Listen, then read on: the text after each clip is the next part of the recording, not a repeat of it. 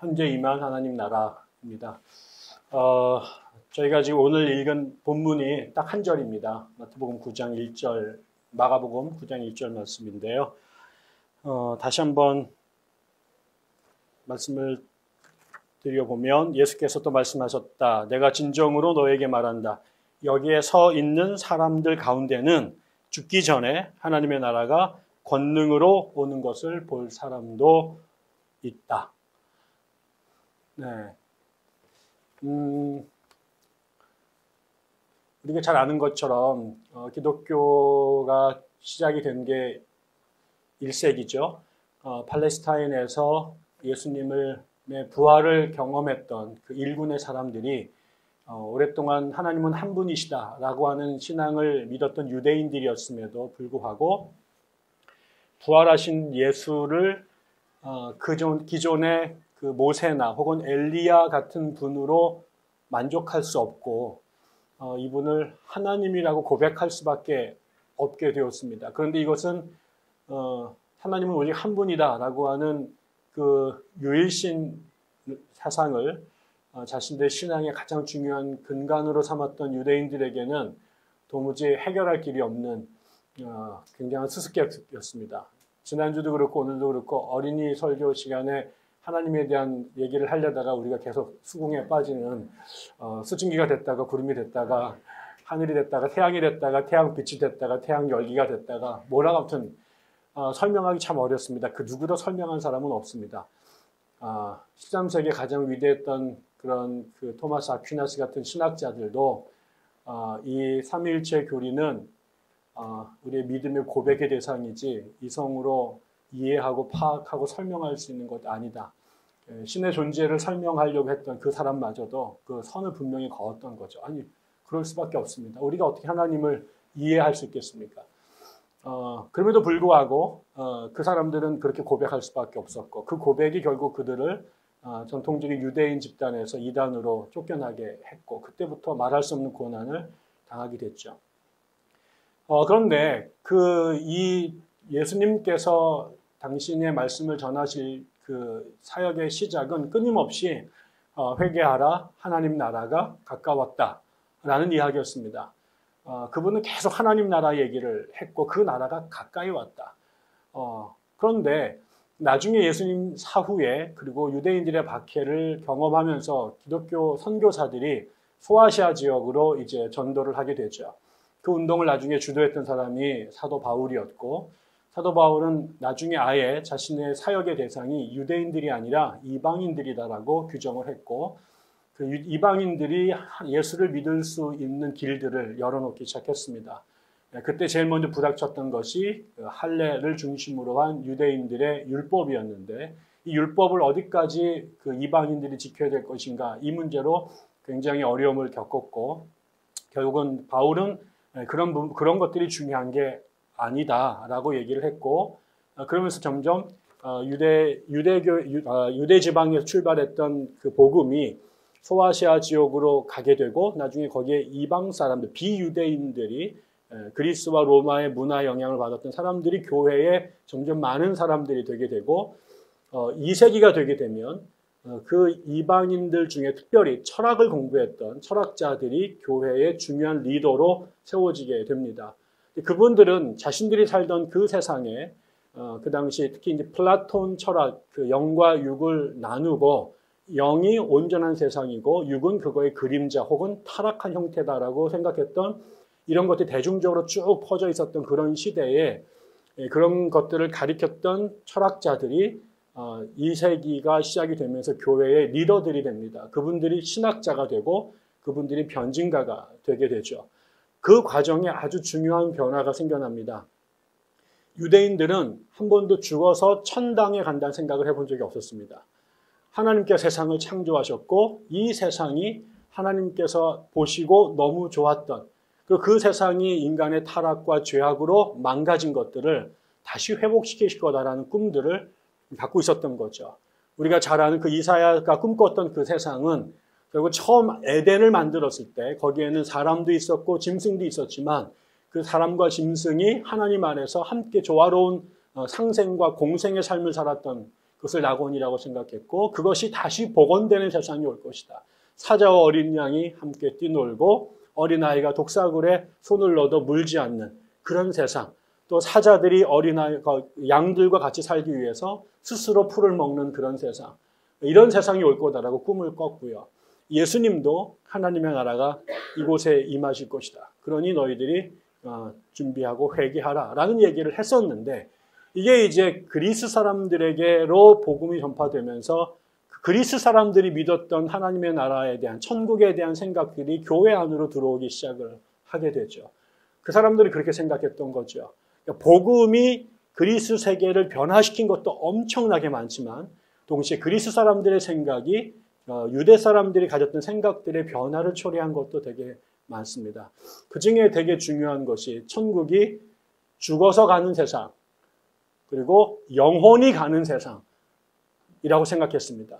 육체가 가는 세상이 아니라 육체와 분리된 고귀한 영혼이 죽은 다음에 마치 이데아의 세상으로 돌아가는 것처럼 영적인 세상으로 가는 것처럼 죽어서 내 영혼이 천당 간다라는 이 개념이 그리스 사람들에게 편만했던 생각인데 이게 초대교회 안으로 들어오게 됩니다. 이 과정들을 주도했던 사람들이 과거 그리스에서 철학자였던 그 다음에 나중에 개종을 해서 기독교의 주도적인 신학자들이 됐던 분들을 통해 그런 것들이 초대교회의 교리로 정착이 되어져 가게 되죠. 성경은 끊임없이 하나님의 나라가 이 땅에 이루어진다. 하나님은 사람을 만드셨는데 그 사람이라는 게 영혼만 존귀한 거고 육체는 썩어 문드러진 게 아니라 육체도 영혼도 함께 중요하다. 그래서 그 시절에 기독교가 강조했던 아주 중요한 가르침은 그리스 사람들은 육체적인 것 별로 좋아하지 않았어요. 영적인 것이 중요하다고 생각했어요. 육체는 영혼의 감옥이라고 생각했어요. 그래서 영혼은 육체에서 벗어나야 된다고 가르쳤어요. 그런 시절에 예수님의 가르침에 중요했던 차이는 너 이 천지를 하나님이 창조하신 거야. 이 보이는 세계, 우리가 만지고 냄새 맡을 수 있는 이 세상, 이거 어쩌다 만들어진 타락의 산물이 아니라 하나님이 직접 지으시고 아주 기뻐하셨던 세상이야. 두 번째, 그 영이신 하나님이 인간의 육신을 입고 이 땅에 오셨어. 그래서 예수의 영혼이 더러워진 게 아니라 우리의 육체가 거룩해진 거야. 하나님께서 인간을 지으신 다음에는 세상을 창조하시고 나서 기뻐하셨는데 인간을 만들고 난 다음엔 더 기뻐하셨어요. 심히 기뻐했다. 이렇게 표현되어 있잖아요. 그래서 그 유대인들은 그 예수를 따르던 사람들은 이 보이는 세상이 무가치한 그림자의 타락한 세상이 아니라 이것도 하나님이 만드신 하나님으로부터 비롯된 귀한 것이다. 영혼을 부정한 것이 아니라 영혼이 나쁜 것이 아니라 영혼과 더불어서 인간의 육신도 그다음에 보이지 않는 세상과 더불어서 보이는 세상도 귀한 것이다 라고 가르쳤던 것이 유대인들과 그 전통을 이어받은 예수님의 가르침의 아주 중요한 부분이었습니다. 그런데 성경은 그렇게 쓰여져 있는데 이것이 선교가 되면서 다른 지역으로 가니 그 사람들이 자신들의 전통적인 사유방식, 문화 양식에 의해서 기독교를 자기 식대로 받아들이는 거지요. 여러분들은 우리 어떻습니까? 하나님에 대해서 생각하면은 하나님이 어떻게 생겼을까요? 저같이 생겼을까요? 예. 우리가 우리 초창기에 우리나라에 제가 전에 그런 말씀 드린 적 있어요. 제가 그 유학 시절에 그 세미나를 한 학기 들었는데 그 제목이 아메리칸 지저스라는 거였어요. 그게 뭐냐면 미국에서 문화사 쪽으로 그 사람들이 여러 인종들이 모여 있는데 각 인종들이 예수를 어떻게 형상화했었는가, 어떻게 예수님을 그렸는가 이런 세미나를 들은 적이 있거든요. 근데 백인들은 예수님을 눈이 파랗게 그립니다. 머리가 노랗고. 그런데 저 자메이카에서 온 사람들이 그린 예수는 까만 머리에 우통을 벗고 근육질에 마초를 그립니다. 흑인들의 예수님은 머리가 꼬불꼬불하고 입술이 두껍고 얼굴이 시커멓게 그렸습니다. 그리고 우리가 알겠지만 조선 사람들이 그린 예수는 갓을 쓰고 도포자락에 휘날리는 양반으로 예수를 그렸죠. 이거를 철학적 용어로 앤스로포모피즘, 신인 동용론이라고 말합니다. 자신들이 그리고 싶은 것에 투영해서 보이지 않는 하나님을 형성하려고 한 노력들이 있죠. 그게 동네마다 다 있었습니다. 조선식 기독교, 그 다음에 일본식 기독교, 그리고 유럽식 기독교, 아프리카식 기독교가 비슷한데 다릅니다. 그 다름은 비슷한 거는 성경을 갖고 있고 하나님을 기억하는 건 비슷한데 그것을 표현해내고 삶으로 누리는 방식들은 다 동네마다 조금씩 그런 아주 중요한 차이가 있었습니다. 그게 우리에게도 영향을 끼쳤죠. 우리도 그렇게 생각을 비슷하게 했었습니다. 그래서 교회에서도 구원은 영혼 구원이라는 말을 했고 그 다음에 구원은 죽어서 천당에 가는 것을 구원이라고 생각했습니다. 아주 틀린 말은 아닐 것입니다. 그러나 그것은 성경에서 말하는 것에 아주 중요한 부분을 잃어버린 거죠. 오늘도 우리가 읽은 이 말이 예수님께서 술 드시고 햇소리를 한 게 아니라면 예수님께서 제자들 앞에 당신이 두 눈 치포랗게 뜨시고 명확하게 말씀하신 거라면 그게 주님의 진심이라면 분명히 오늘 성경에서 말하고 있는 하나님의 나라는 이렇습니다. 너희 서 있는 사람들 가운데 죽기 전 하나님의 나라가 권능으로 임하는 것들을 볼 것이다. 우리가 간다고 생각했던 하나님 나라가 예수님께서 우리에게 임한다라고 말하고요. 지금 죽어서가 아니라 지금 너희들 가운데 살아있는 상태에서 그 나라를 경험할 사람도 있다. 제 말이 아닙니다. 플라톤의 말이 아니고요. 아리스토텔레스의 말이 아니고요. 그 다음에 성 어거스틴의 말이 아니에요. 예수께서 하신 말씀이에요. 하나님이신 그분이 당신의 백성들한테 하신 하나님 나라에 대한 아주 중요한 말이죠. 이거를 통해 보면 우리가 몇 가지 고민할 것이 있습니다. 첫째, 하나님의 나라는 사람이 만드는 게 아닙니다. 사람들이 건설해내는 제국이 아닙니다. 이 땅에 어떤 사람들은 천국을 만들자, 천국을 건설하자, 하나님 나라를 건설하자는 사람들이 있어요. 틀렸어요.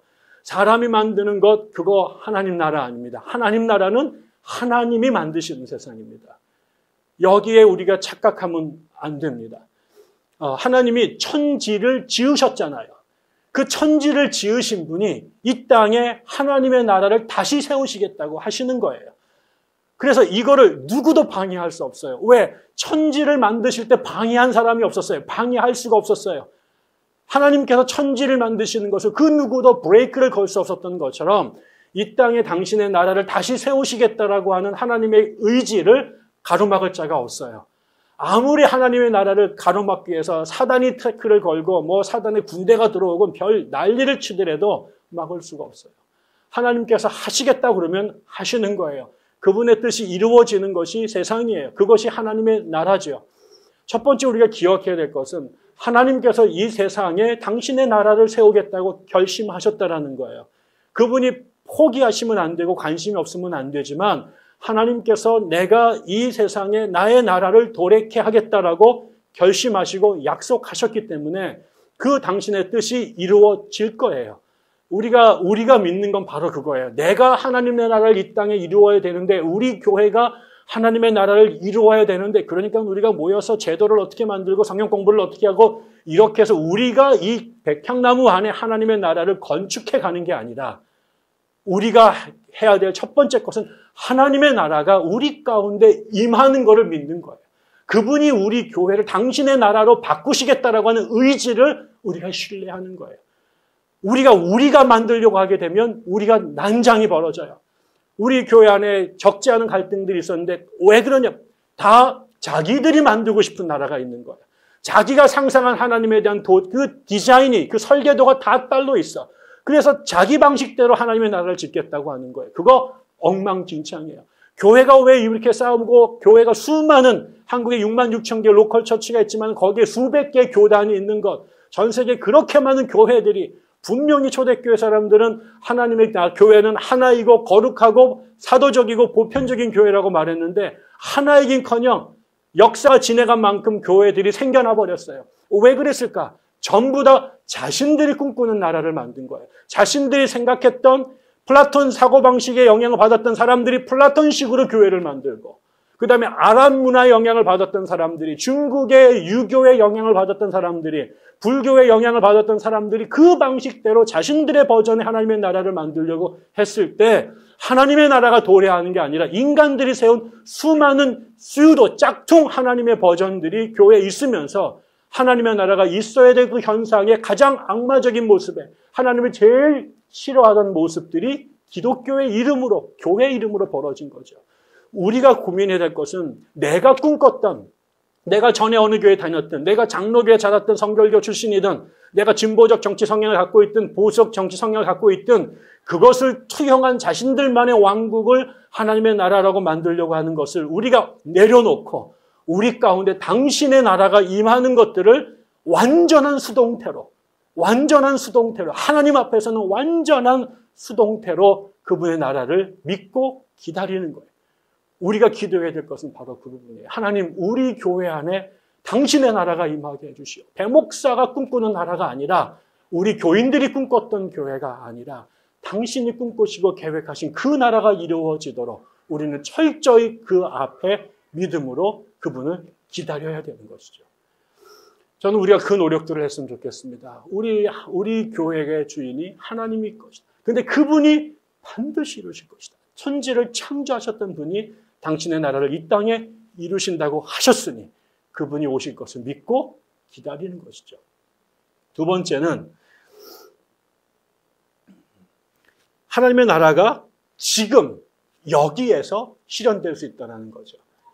하나님의 나라가 하나님이 세우시는 것이 첫 번째라고 말하면, 두 번째 그 나라는 그것이 죽어서 언제 벌어질지 모르는 미래의 이야기일 수 있어요. 궁극적인 완성은 주님의 재림으로 끝나요. 그래서 우리가 그 재림을 기다리는 게 맞아요. 그런데 동시에 하나님의 또 약속은 분명히 뭐랬냐면, 너희들 가운데 지금 살아서 하나님의 나라의 도래를 경험할 자가 있다라고도 약속했어요. 이거는 모든 사람이 아니에요. 거기 보면 너희들 모두가 그 나라의 백성이 될 거라고 말하지 않고 너희들 중에 어떤 이들은이에요. 하나님의 나라가 미래에 있어요. 그건 우리의 시간이에요. 그러나 하나님에게는, 하나님은 우리가 영원이다라고 말할 때는 하나님이 영원하시다라고 하는 것은 오래 산다라는 뜻이 아닙니다. 하나님이 영원하다라는 것은 죽지 않고 평생 가는 것이 아니라 시간의 한계를 넘어서 계시다는 뜻이에요. 시간은 우리 안에 들어가면 처음과 끝이 있어요. 지나가면 연력학계의 법칙에 근거해서 사람들이 후패해져 가요. 근데 그 시간의 법칙에 밖에 계시다라고 하는 의미가 영원이란 말이에요. 그러니까 그분은 처음이나 나중이나 지금이나 예전에 과거가, 그건 우리, 물리학 법칙에 있는 우리에게 해당되는 것이고 하나님에게 그 법칙이 해당이 안 되시는 거죠. 그런데 그래서 그분은 미래에도 오실 거예요. 그러나 동시에 지금에도 있어요. 하나님의 나라가 그분의 재림으로 천년왕국을 세움으로 완성되지만 동시에 그분의 뜻이 이루어지는 그 순간, 그 공간은 하나님의 나라예요. 하나님이 계시는 곳이 하나님의 나라죠. 근데 그것은 모든 사람, 마지막은 전국적으로 다 해당이 되겠지만 지금 이 순간에도 하나님의 나라를 경험하는 사람들이 있고 경험하지 못하는 사람들이 있다는 거예요. 평생 교회를 다녀도 하나님의 나라를 죽어서 갈 생각으로만 무한정 뒤로 이렇게 딜레이 해놓고 사는 사람이 있는가 반면 그 나라를 지금 우리 삶 속에서 살아가는 사람들도 있어요. 20세기 위대한 신학자 가운데 그 몰트만이라고 하는 사람이 있습니다. 몰트만. 이 사람이 희망의 신학이라는 책을 썼는데 그 사람은 이런 얘기를 해요. 그동안에 신학자들이 신학책을 쓰면 종말은 신학의 맨 마지막 장에 있었다는 거예요. 이거 하기 싫어해요. 전공하는 사람도 별로 없어요. 죽음 얘기해야 되니까 또 알지도 못하는 얘기니까 안 다뤄요. 이거는 맨 책에 쓰면은 창조론부터 시작해서 맨 마지막에 종말론을 썼는데 몰트만은 틀렸어요. 그렇게 말하지 않았어요. 틀렸다. 왜냐하면 예수님은 종말을 당신의 사역에 죽으시는 자리에서 말씀하시는 게 아니라 당신의 사역을 시작하는 그 순간 회개하라, 천국이 가까웠다라는 종말의 선포로부터 시작이 됐다는 거죠. 그러니까 종말론은 우리 신앙의 마지막 결과물이 아니라 우리 신앙을 출발하게 되는 첫 장이라는 거예요. 그 날이 그분이, 주인이신 그분이 그 세상을 만드실 거다. 이 경기는 끝났다. 이게 사탄의 세상에 속한 것이 아니라 하나님께 속한 것이다라는 게 결정된 상태에서 그 종말이 올 거다라고 하는, 하나님의 승리가 올 거라고 하는 것을 전제로 하고 경기를 시작하는 거라는 거죠. 그래서 모든 기독교인들은 끝날에 이루어질 마지막 그 나라를 소망함과 동시에 우리의 매일매일의 삶이 도래할 하나님의 나라 안에서 사는 삶, 이게 기독교 신앙의 첫 자리가 되어야 된다라는 거죠.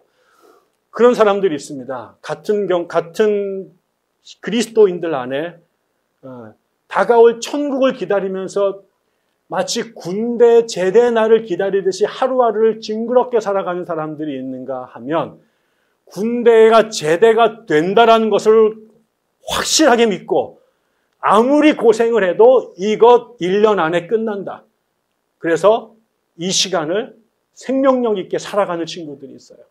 하루하루를 탄령을 못해가지고 울면서 밖을 바라보고 사는 친구들이 있는가 하면 나에게 주어진 1년, 2년의 이 시간을 유의미하게 만들기 위해서 몸부림치면서 군생활을 재밌게 하는 친구들이 있어요. 이 땅의 삶을 사는 것을 맨날 천부의 의지 없어서 이러면서 탕자처럼 눈물 징징 흘리면서 이 땅에서 하나님과 사는데 지옥같이 사는 상자들이 있는가 하면 다가올 하나님의 나라 그리고 우리 가운데 임하는 하나님의 나라를 매 순간 경험하면서 그 지옥 같은 세상 한복판에 하나님의 나라를 살아가는 사람들이 있어요. 예수께서 말씀하셨어요. 모든 사람이 아니에요. 그러나 너희들 가운데 어떤 이들에게는 그 나라가 지금 너에게 임하는 것들을 경험할 사람들이 있다. 예수와 살아갔던 사람들, 예수를 위해서 자기의 모든 것들을 버렸던 초창기의 예수의 제자들이 그런 사람들이었죠. 매일 힘들었어요. 매일 고통스러웠어요. 언제까지 이 고통이 끝날지 모르지만 한 번도 인간적으로 편하게 산 적이 없지만 그 사람들의 매일의 삶은 이 지옥 같은 세상 한복판에서 하나님과 동행하면서 하나님의 뜻에 순종하면서 자기 삶 속에 벌어지는 기사와 이적들을 경험하면서 지옥을 천당으로 바꿔가는 그런 사람들이 있었다는 거죠. 여러분들은 그건 결단이에요. 우리 안에도 같은 예배 공간에 같은 십자가 앞에 있지만 매일매일을 지옥으로 사는 사람들이 있어요. 그날이 오기를 죽지 못해서 사는 사람들이 있어요. 그러나 매 순간순간을 우리에게 임하는 하나님의 나라를 경험하면서 사는 사람들이 있어요. 여러분, 그것이 우리가 기억해야 될 하나님의 나라의 두 번째 이야기고요. 세 번째는 그 하나님의 나라가 강력한 힘으로 온다는 거예요. 그 나라가 비실비실, 찔끔찔끔, 마지못해 어쩌다가 오는 것이 아니라 권능으로 그의 나라가 이 땅에 임하는데 하나님의 권능으로 온다는 거죠. 그 권능이 뭘까요? 우주를 만들었던 권능이에요. 빛이 있으라라고 말하니 그 하나님의 말씀의 권세에 천지가 기가 죽어 빛이 있을 수밖에 없는, 어둠 속에서 빛이 나올 수밖에 없는, 죽음 가운데서 생명을 일으켜 세울 수밖에 없었던 천지를 만드셨던 하나님의 그 기운, 예수를 죽은 자 가운데서 벌떡 일으켜 세우셨던 그 하나님의 생명의 권능, 무에서 유를 만드셨던 그 하나님의 힘, 죽음에서 예수를 살려내셨던 그 하나님, 그 하나님이 철저히 망가지고 부서진 것 같은, 어떻게든 해결될 수 없을 것 같은 그 세상을 다시 벌떡 일으켜 세우시는 하나님의 권능으로 온다라는 거예요. 예수님의 믿는 사람들은 이 땅에 어찌 보면 착한 것과 루저는 다른 거예요. 우리가 하나님 앞에 선하게 사는 것과 비실비실 패배자로 사는 건 다른 거예요. 하나님은 천지를 만드신 분이세요. 없는 것에서 있게 만드신 분이에요. 죽음에서 예수를 살려내셨고 다시 우리 모두를 살려내시겠다고 약속하신 분이에요. 그분의 그 힘이 이 땅에 생명을 가능하게 하고 이 세상이 돌아갈 수 있도록 계속해서 발전할 수 있도록 만드는 게 그분의 힘이세요. 그분이 우리의 삶 가운데 임하게 되면 우리가 그분 나라 안에 거한다라고 하는 것은 그 나라 백성으로 우리 가운데 임하는 그 하나님의 창조력과 그 다음에 하나님의 생명력을 경험하는 거예요. 사람으로는 할 수 없잖아요. 내가 내 힘으로 만들어낼 수 없잖아요. 내 힘으로 우주를 세울 수 없어요.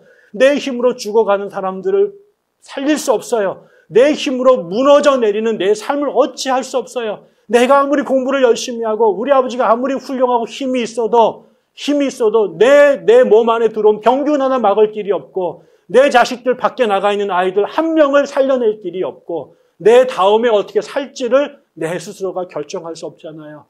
아무리 잘난 사람도 아무리 능력 있는 사람도 그들이 삶의 주인인 것 같지만 결국 우리의 삶을 살려내고 운영하는 그 근원적 힘은 그분께 오는 거 아니에요.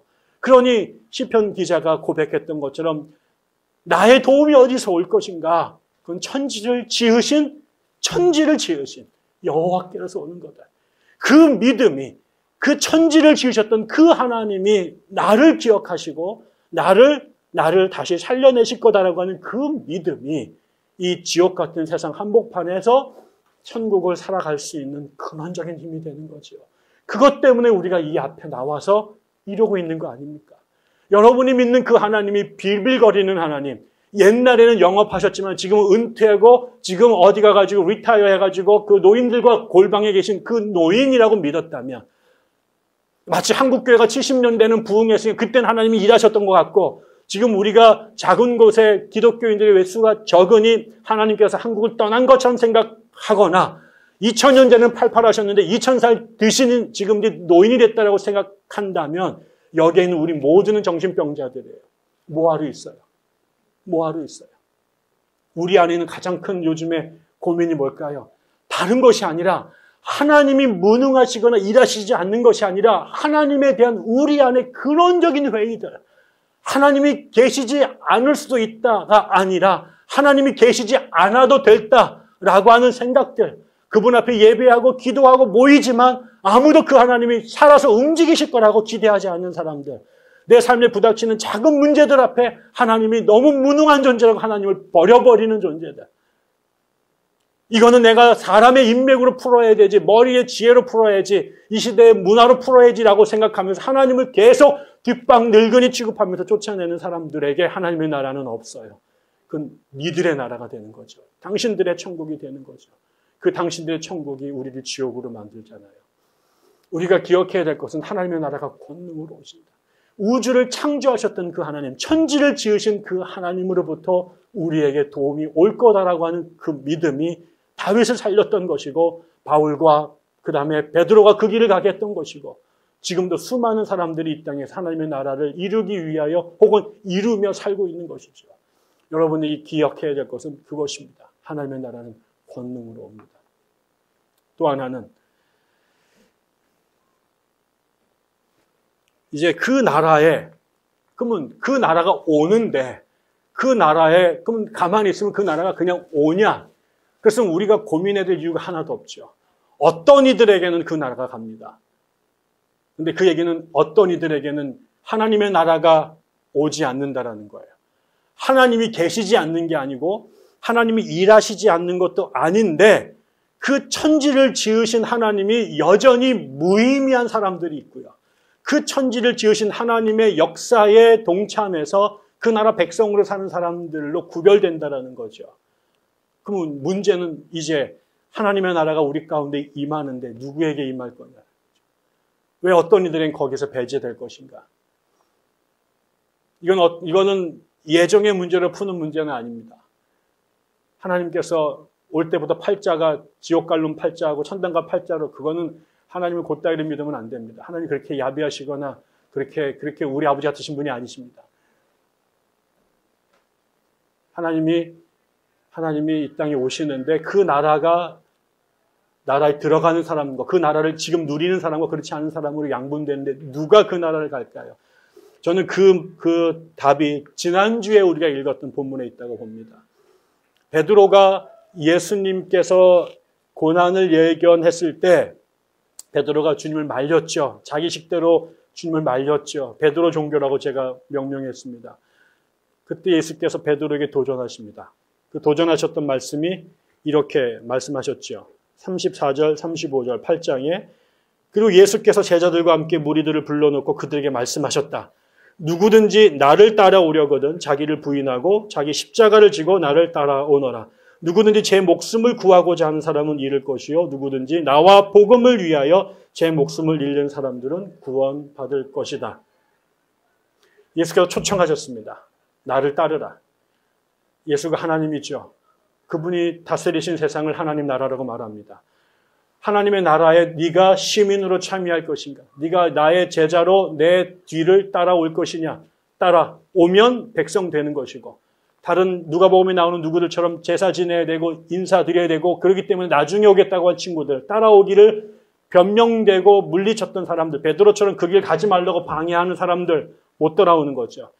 주님의 나라의 백성이 되는 것은 주님을 따르는 사람들에게 주어지는 것입니다. 이거는 모두에게 열려 있습니다. 그러나 따라오고 안 하고의 결단은 백성들에게 있는 것이죠. 그 초청을 들은 사람들에게 있는 것입니다. 근데 그 따라오는 조건이 있어요. 그거는 자기를 부인하고 십자가를 지고 예수를 따르는 거라는 거죠. 하나님의 나라가 우리 가운데 임했어요. 그 나라가 앞에 있어요. 그 나라의 문을 열고 들어가는 건 우리에게 달려진 결단이에요. 그것까지 하나님께서 뭐라고 하지 않으세요. 하나님께서 아버지의 집을 지켜내셨어요. 그런데 아버지 집을 떠났던 아이가 아버지와 떠나서 허랑방탕하게 살던 아이가 뒤지치는 그 비참한 상황에 놓였을 때 그가 돌아오고 안 돌아오고는 그 아들의 결단이에요. 그러나 그 아들이 돌아올 수 있는, 그 아들이 누릴 수 있는 그 집을 만들고 지키고 기다리시는 분은 아버지예요. 하나님께서 그 나라를 만드셨어요. 우리에게 갖고 오셨어요. 그 나라에 들어가는 건 이제 우리의 결단이에요. 그 나라를 허상이라고 말해서 들어가지 않거나 하나님의 말씀을 뻥이라고 생각해서 거부하면 못 들어가는 거예요. 그러나 어린아이와 같이 그 말씀이 하나님 말씀이라고 생각이 돼서 천지를 지으신 그 하나님이라고 믿어서 그분의 초청을 그분의 말씀으로 들어서 내 그물을 내던지고 배를 내던지고 주님을 따르면 그 길이 비록 사람의 눈으로는 어리석은 일이고 말도 안 되는 터무니없는 광신자들의 결기처럼 보일 수 있을지 모르지만 그 따르고 나섰던 그 길에서 베드로는 한 번도 경험하지 못했던 하나님 나라를 눈으로 보게 된 거죠.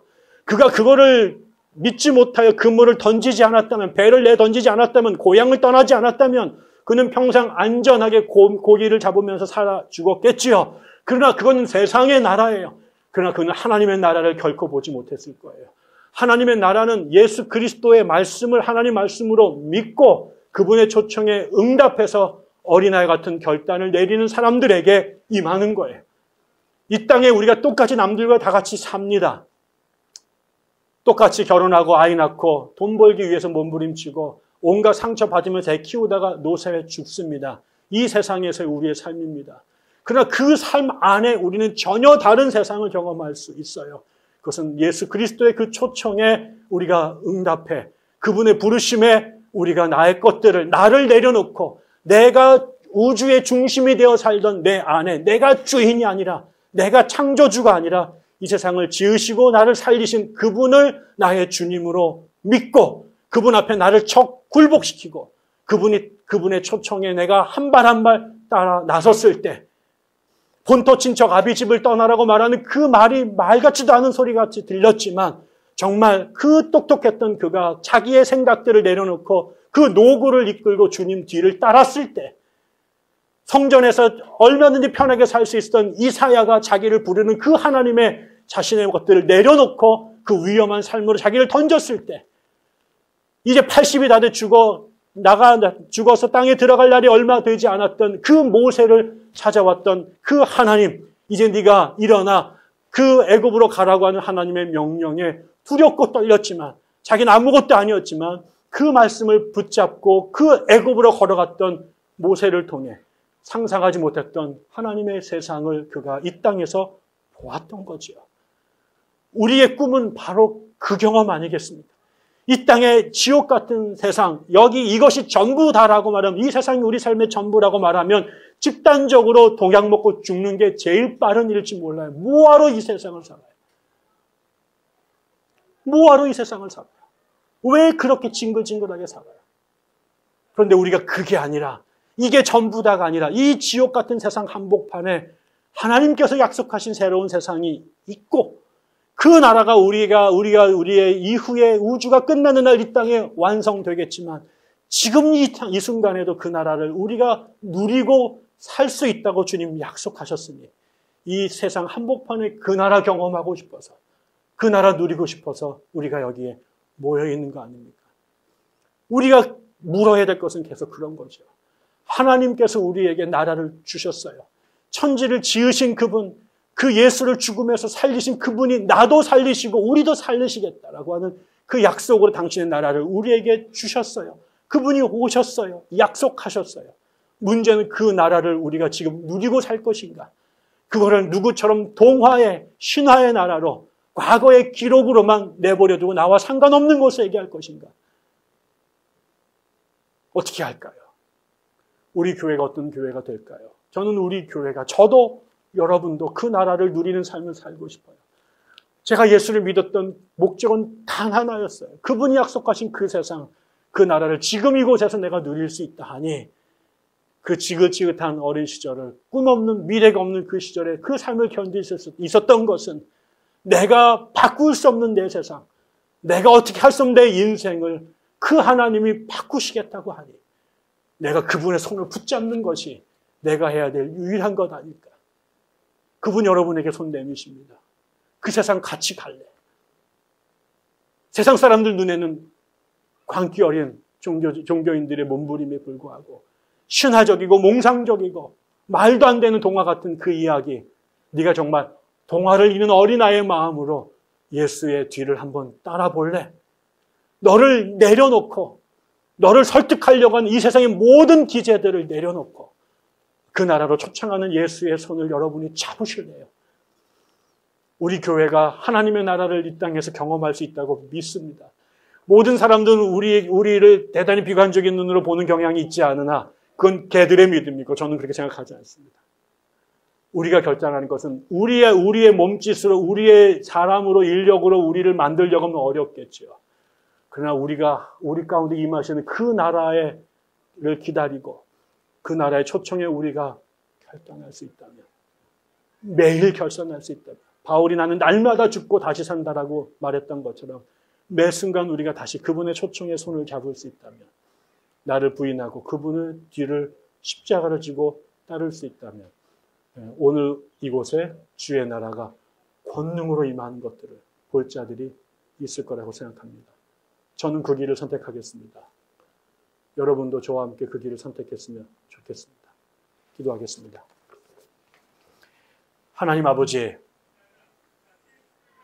저희에게 하나님의 나라를 주시고 그 나라에 들어갈 수 있는 자격도 주시고 우리가 머뭇거리며 믿지 못하여 주저할 때에 하나님께서 우리를 격동하셔서 우리를 끊임없이 설득하셔서 그 나라를 향해 눈길을 돌리고 마음을 열고 일어나 들어가게 하시니 주여 감사하나이다.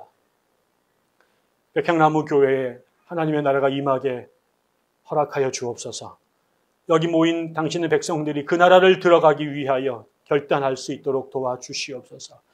우리를 흔들어 놓고 우리를 유약하게 만들고 우리의 마음을